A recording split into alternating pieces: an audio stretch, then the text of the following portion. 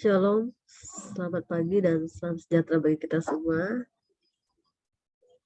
Selamat datang pada pelajaran pendidikan agama dan budi pekerti kelas 11 SMA Sinar Kasih Sintang.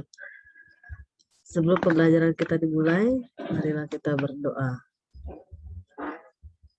Allah Bapa kami surga, saat ini kami akan belajar pendidikan agama dan budi pekerti. Kiranya Tuhan Yesus memberkati kami dalam belajar dan memahami apa yang disampaikan oleh guru kami. Dalam nama Yesus kami berdoa. Amin. Sebelum kita memasuki pembelajaran kita absen dulu ya. Oke, semuanya hadir ya. Oke, sekarang kita akan memasuki pembelajaran kita kali ini, yaitu tentang keluarga sebagai gereja mini.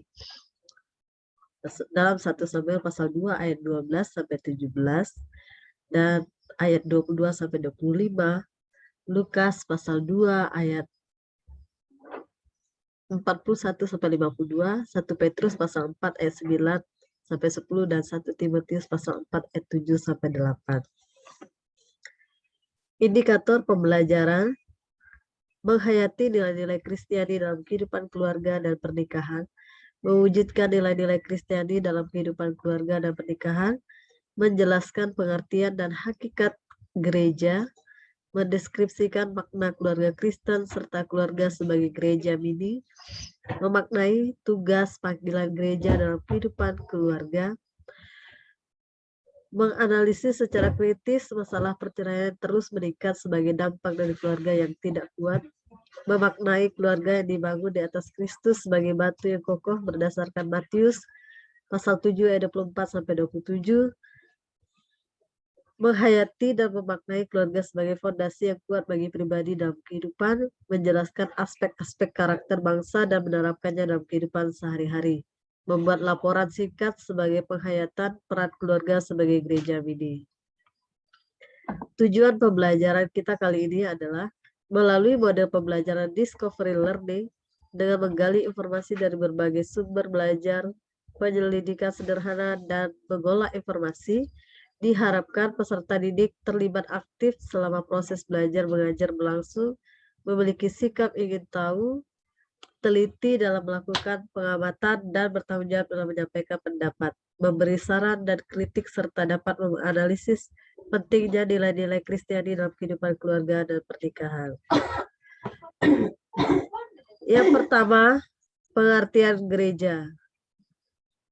Pengertian gereja ada 4 bagian: arti gereja, eklesia, gereja dalam perjanjian lama, gereja dalam perjanjian baru. Yang pertama kita akan bahas tentang arti gereja. Kata church dalam bahasa Inggris berhubungan dengan kata kirk dalam bahasa Skotlandia dan Kirche dalam bahasa Jerman. Semua istilah ini berasal dari kata Yunani kuriakon, bentuk adjektif netral dari kurios atau Lord, berarti dari Tuhan. Istilah church juga diterjemahkan dalam kata Yunani eklesia yang berasal dari kata ex berarti keluar dari, dan kaleo yang berarti memanggil. Jadi gereja adalah suatu kelompok yang dipanggil keluar. Yang kedua, kata eklesia. Tuhan Yesus adalah pertama kali memakai kata eklesia dalam perjanjian baru, dan ia memakai kata itu untuk menunjuk murid-murid yang ada bersama dengan dia. Bisa dilihat dalam Matius pasal 16 ayat 8. Dan para murid itu mengenal dia sebagai Tuhan, serta menerima prinsip-prinsip kerajaan Allah. Mereka adalah eklesia dari Mesias Israel yang sejati. Pada masa berikutnya, sebagai hasil dari perluasan gereja, kata eklesia ini mendapat pemakaian yang lebih luas. Gereja-gereja lokal didirikan di mana-mana dan semua itu disebut sebagai eklesiai, sebab mereka itu memanifestasikan gereja Kristus yang universal. Yang ketiga, gereja dalam perjanjian lama. Tuhan mulai memanggil dan mengumpulkan umatnya tatkala ia mendatangkan perseteruan antara ular dengan benih manusia. Dengan perbuatan ini, Tuhan tidak membiarkan saja akan pengaruh ular yang tentu hanya akan merusak saja. Dan sejak itu pekerjaan pengumpulan gereja senantiasa dilanjutkan, akan tetapi iblis selalu mengacau.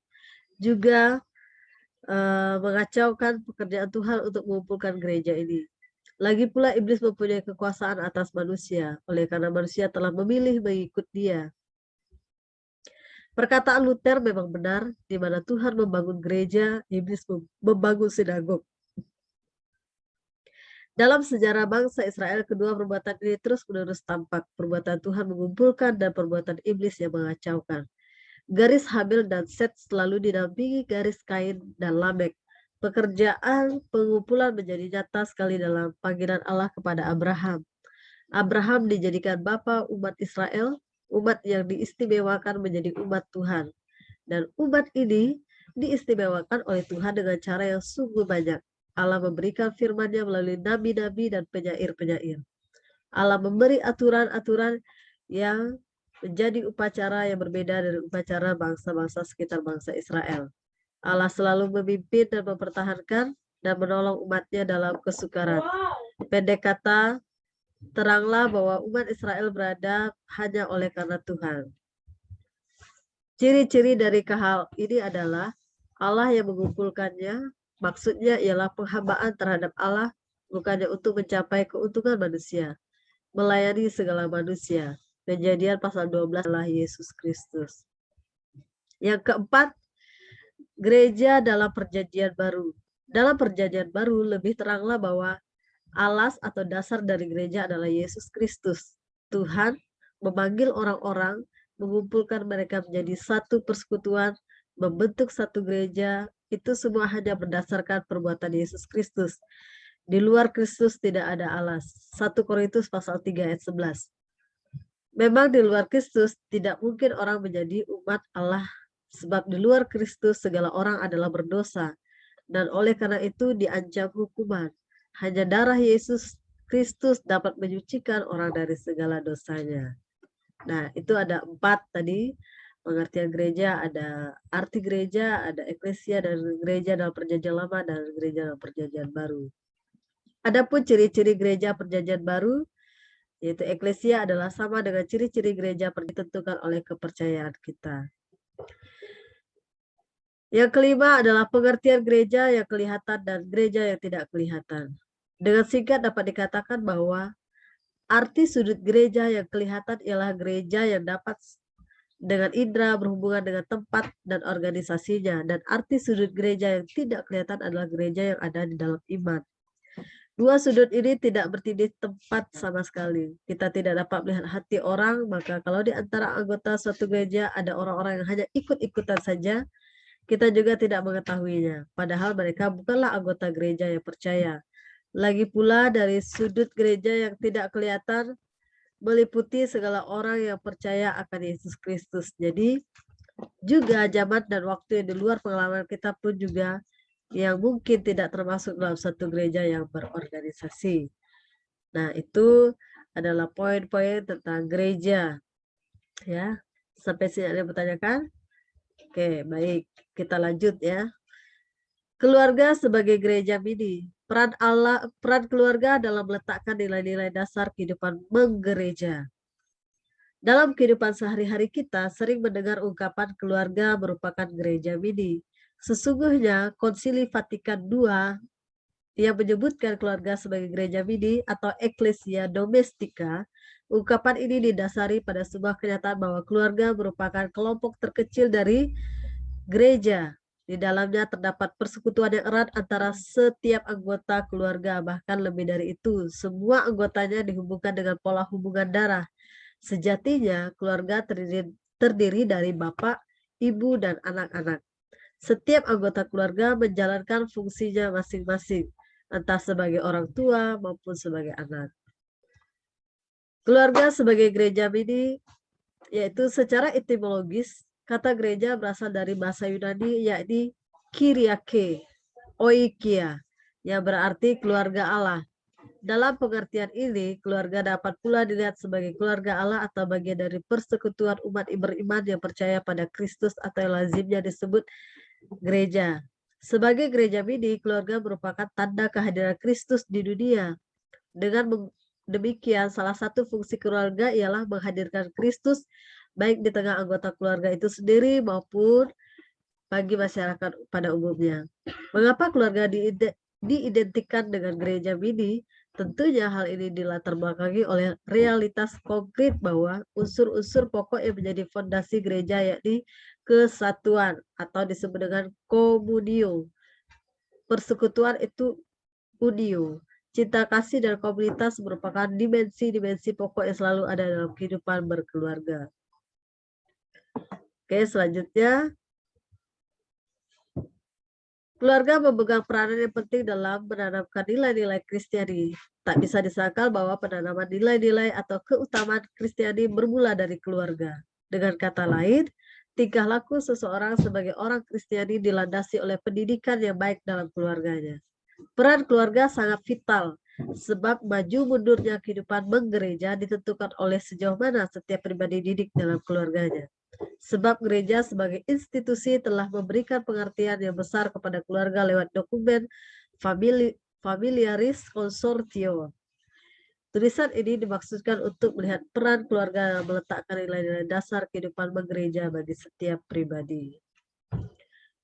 Oke, selanjutnya arti keluarga sebagai gereja mini. Ensiklik Familiaris Consortio menyebut secara jelas keluarga sebagai gereja mini. Sebutan keluarga sebagai gereja mini merujuk pada panggilan keluarga yang juga merupakan panggilan gereja.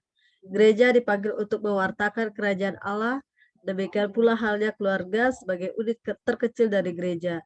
Dengan kata lain, keluarga juga dipanggil untuk membangun kerajaan Allah dalam sejarah dengan ikut menghayati kehidupan dan misi gereja. Selanjutnya, Paus Yohanes Paulus II secara ringkas mengatakan dalam ensikliknya Evangelii Nuntiandi, keluarga patut diberi nama yang indah yaitu sebagai gereja rumah tangga. Ungkapan Bapak Suci ini mau mengatakan bahwa keluarga merupakan bagian dari jemaat Allah atau gereja. Analogi gereja yang disamakan dengan keluarga kiranya tepat. Jika Paulus mengatakan Kristus adalah kepala gereja, maka keluarga pun dikepalai oleh Kristus. Dalam kehidupan keluarga terkandung aneka macam segi kehidupan bergereja. Dengan demikian, dalam keluarga Kristus sang kepala gereja juga hidup. Keluarga menjalin persekutuan dengan Kristus sang kepala gereja, maka gagasan gereja yang disampaikan oleh Santo Paulus menjadi nyata manakala setiap anggota keluarga mengambil bagian dalam kehidupan Kristus sesuai dengan perannya masing-masing. Fungsi keluarga sebagai gereja mini. Ada 5 fungsi keluarga. Yang pertama, membentuk persekutuan pribadi-pribadi. Yang kedua, mengabdi kepada kehidupan. Ketiga, ikut serta dalam pengembangan masyarakat. Keempat, berperan serta dalam kehidupan dan perutusan gereja. Dan yang kelima, menyelenggarakan pendidikan bagi anak-anak. Nah, sebagai kesimpulan kita,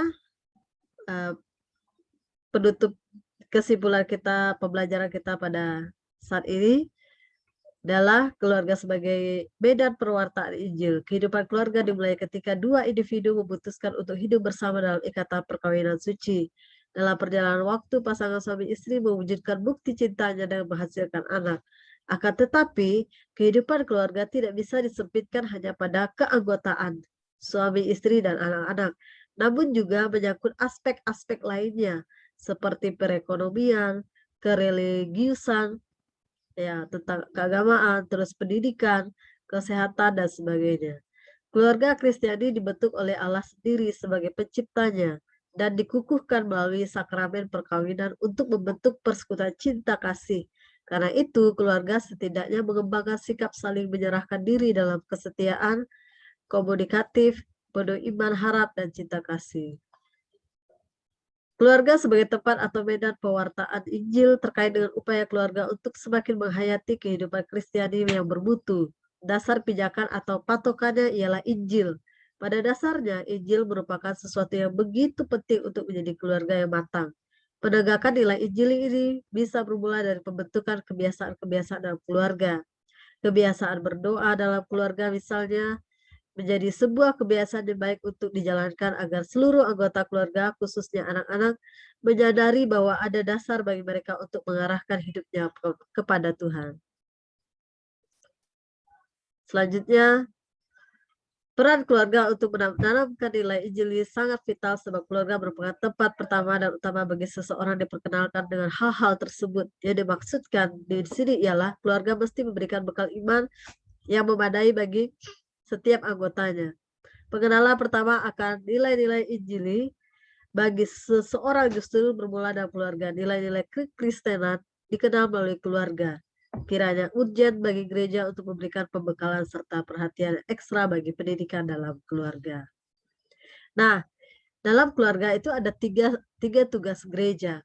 Hakikat gereja, tiga tugas panggilan gereja. Yang pertama adalah koinonia. Apa itu koinonia? Yaitu gereja yang bersekutu. Yang kedua diakonia, gereja yang melayani. Dan yang ketiga gereja yang bersaksi atau marturia. Demikianlah pelajaran kita hari ini. Kiranya Tuhan Yesus memberkati kita. Mari kita berdoa. Bapa kami surga, kami bersyukur pada Tuhan pada malam hari ini. Terima kasih pada pagi hari ini kami boleh melaksanakan pembelajaran kami. Ini doa kami dalam nama Yesus kami berdoa dan mengucap syukur. Amin.